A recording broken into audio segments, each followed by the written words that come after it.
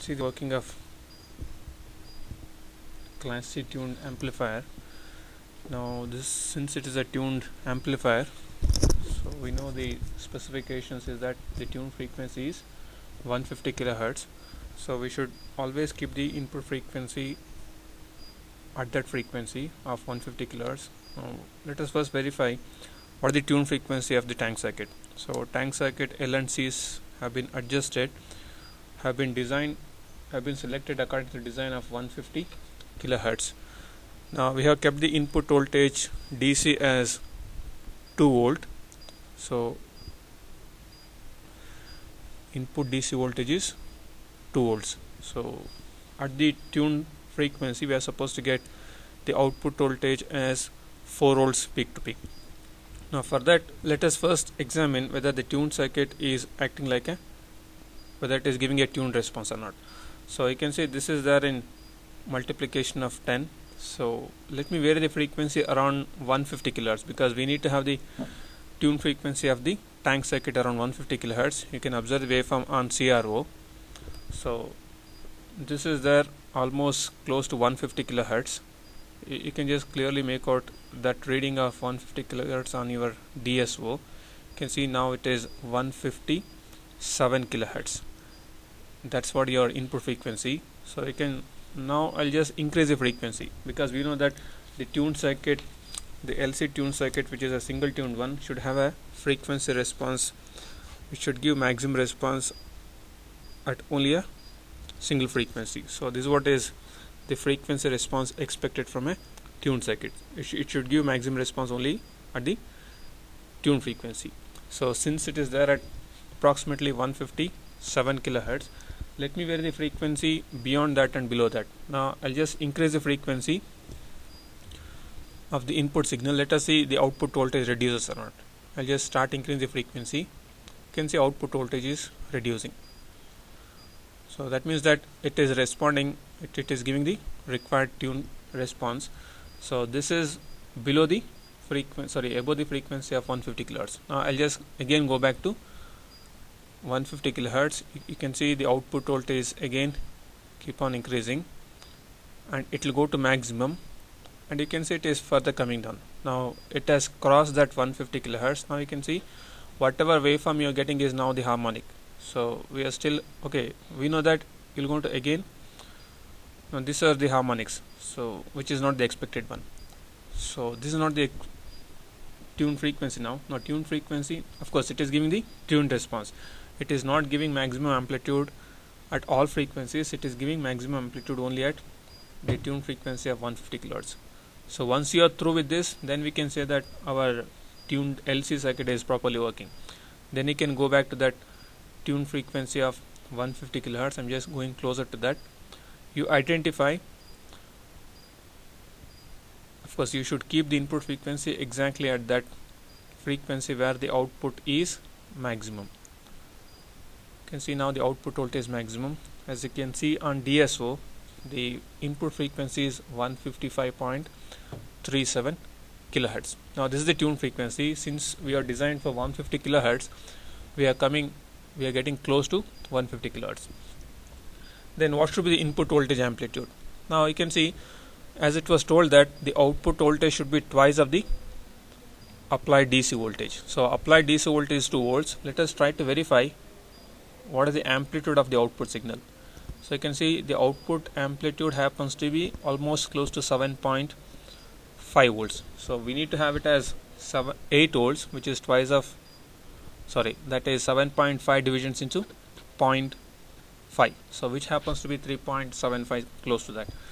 So I need to have 8 divisions. 8 divisions into 0.5 happens to be 4 volt. So let me just try to increase the amplitude of the input signal, whether I get a proper wave or not.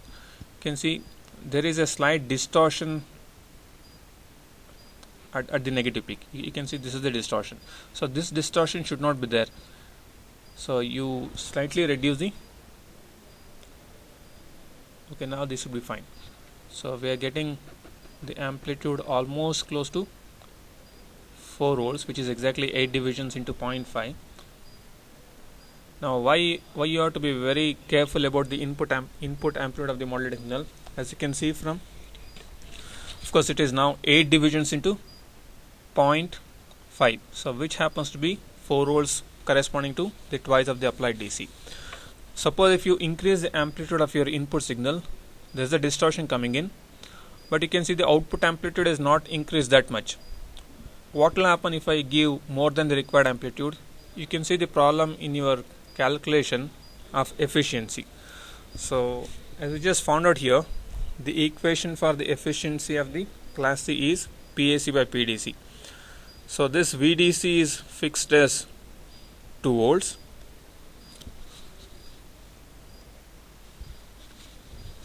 So whatever VDC we have fixed, it is 2 volt. This is the IC. So IC we can get it from the milliammeter which is there connected here. So we'll just make out one such measurement. Suppose if you unnecessarily give the input voltage more than the required one, so this IC will increase.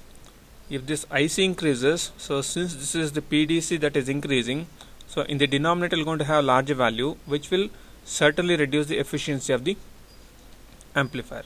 So we need to certainly give just sufficient voltage so that you are having the output voltage twice of the applied DC. If you give more than the required voltage, this IC will increase, which will eventually increase the PDC, which will reduce the efficiency. Now what happens if I give less than the required voltage? Suppose assume that you can just go back and see on the CRO. Now this is what is the required sufficient voltage. You can see there is no distortion also, and you can see the current. So current happens to be from the milliammeter, so it's around, so it's there in 250 microampere range, so it's around 100 microampere. So the current is 100 microampere.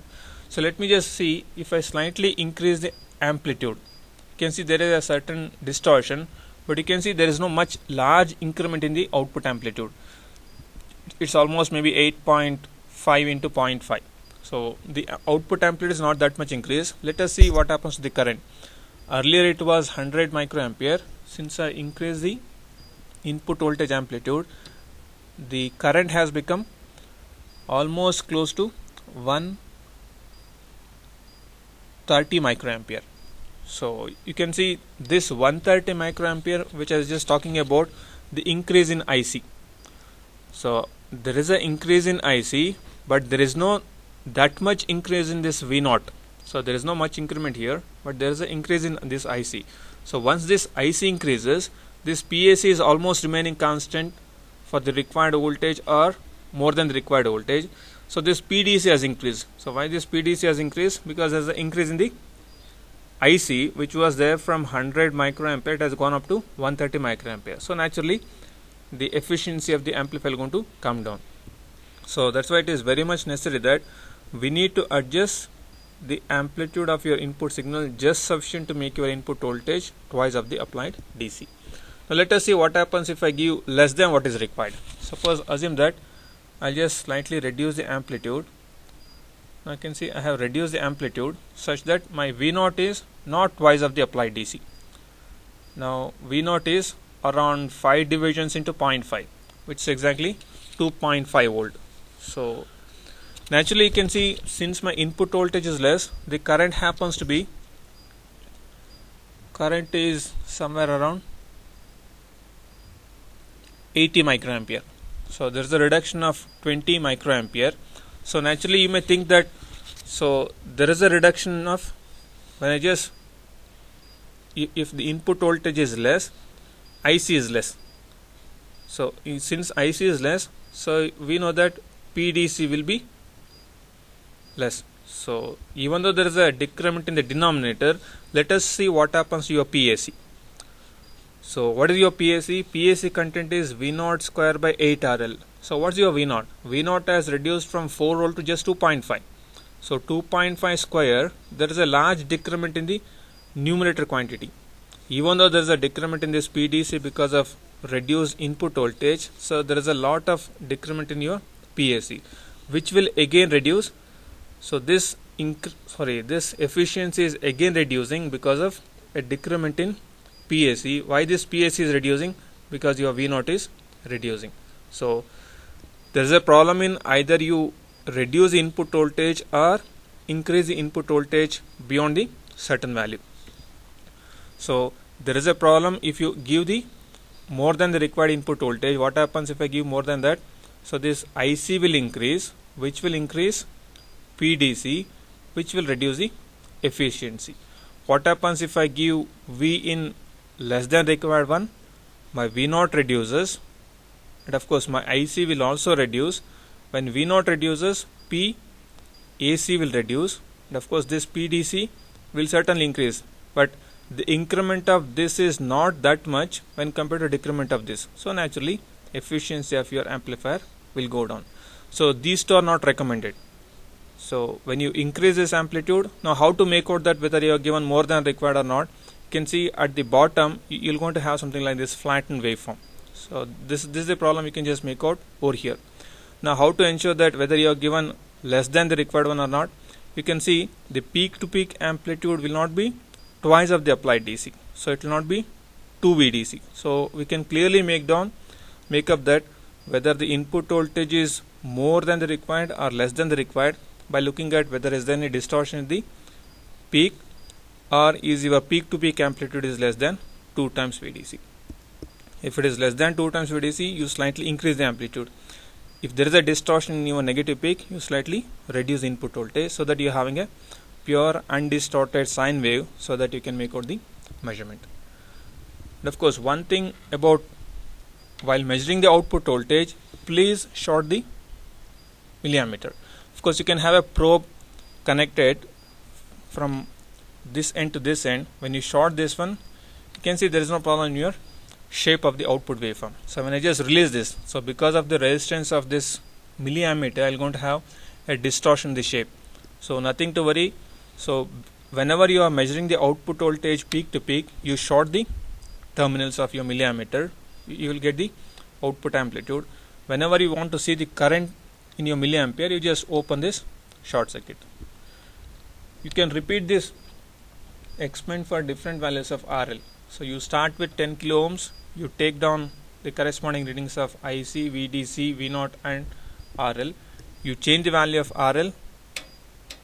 You change the value of RL around 10K. You make it 10K, 12K, 14K, and you go down from 10K to 8K, 6K, 4K. You can just make out list out the readings corresponding to those values of RL.